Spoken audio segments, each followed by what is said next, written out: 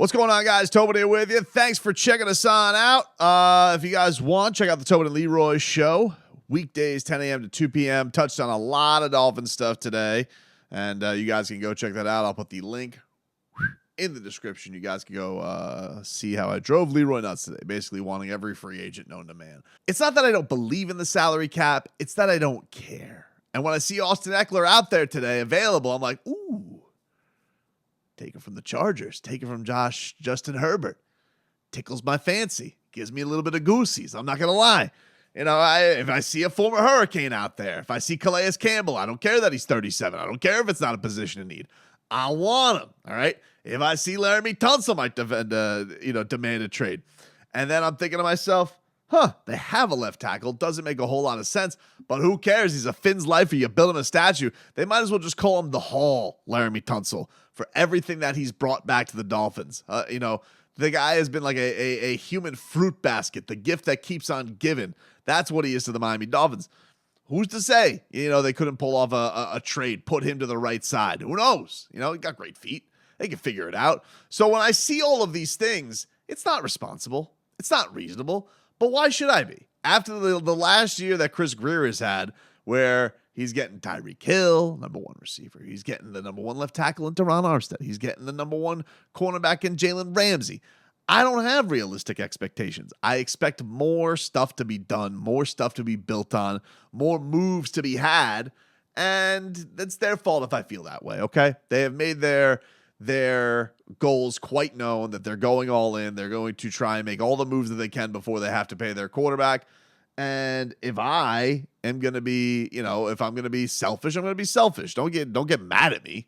I get called unreasonable. I'm not looking at positions of need, Maybe not. Maybe it's not reasonable to go thinking get a guy like Austin Ekeler. But can a guy dream? Can a guy go out there? It's like when the Dolphins are made like the favorite for every running back that comes out. Saquon Barkley, probably not going to happen, but let's have a little fun, baby. It's the off season. That's all I'm saying. We're just having some fun. Derrick Henry, King Henry, get over here. Dalvin Cook, come on home. Speaking of come on home, so this was interesting. I was actually going to talk about today these Gardner Minshew rumors that were out there.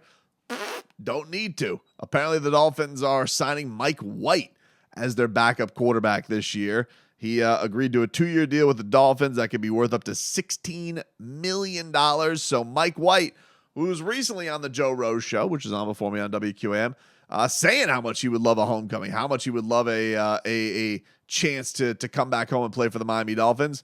It apparently is so. He is leaving the New York Jets. A lot of Jets fans liked Mike White last year. Remember, you had the whole thing with Zach Wilson and his MILF loving when he was getting hurt. They brought Mike White in, bald, came in, looked pretty. Well, they benched. He's done that once where they got hurt the year, comes in, he balled. This past year, they benched Zach Wilson. Mike White balled out his first couple of games with the Jets. Then he got his ribs broken.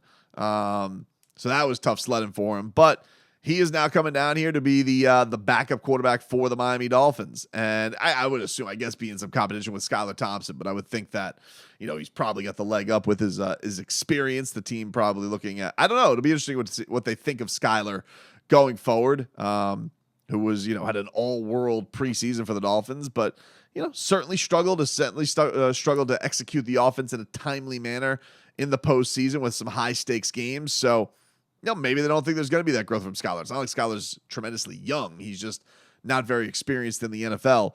But this is going to be an interesting one.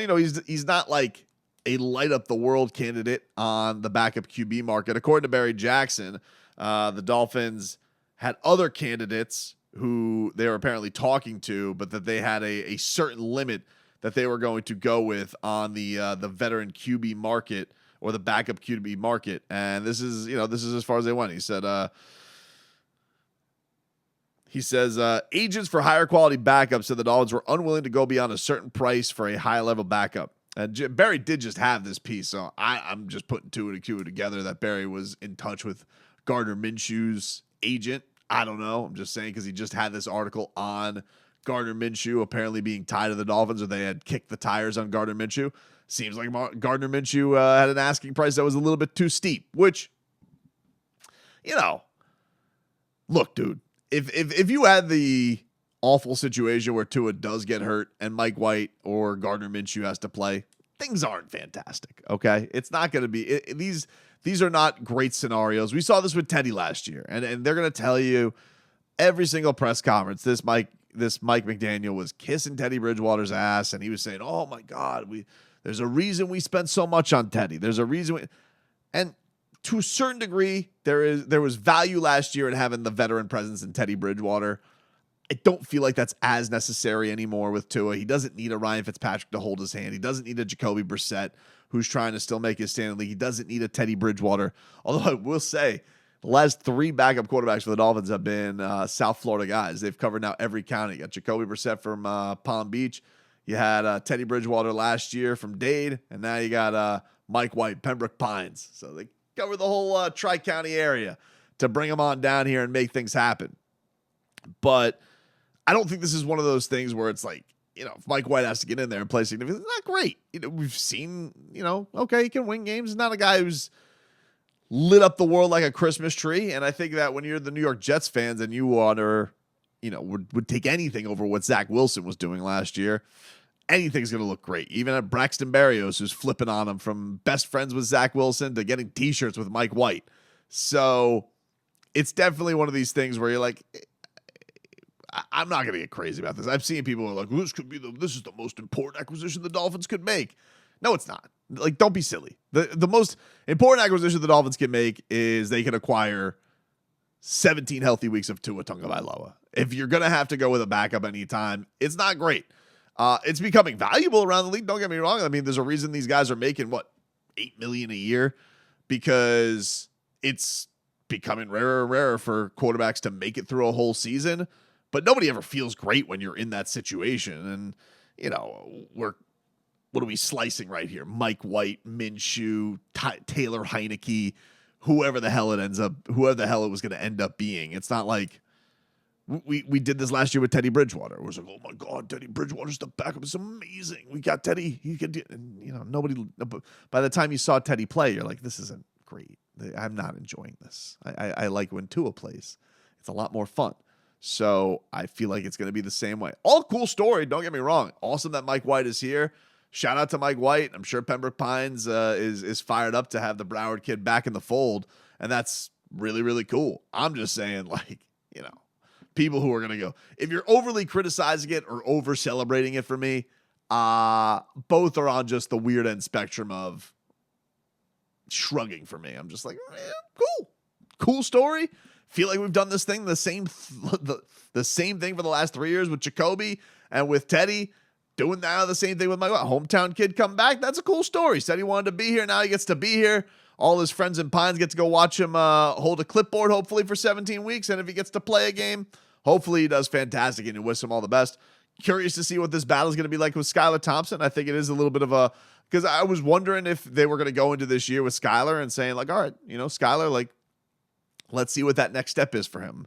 But I do think this signals a little bit that they are maybe concerned or curious about how he is executing this offense, what his abilities are when it's not, preseason and he gets to just chuck bombs to Eric Ezukama down the field on guys who aren't going to be in the league. Like, what is it when he has to actually execute the offense and get plays in? And as we saw for him last year, it was rough at times. So very cool story. Good for Mike White. And the Dolphins solidifying that backup spot. Now go make some splashes, baby. The whale phone to start ringing. Let's go, Chris Greer.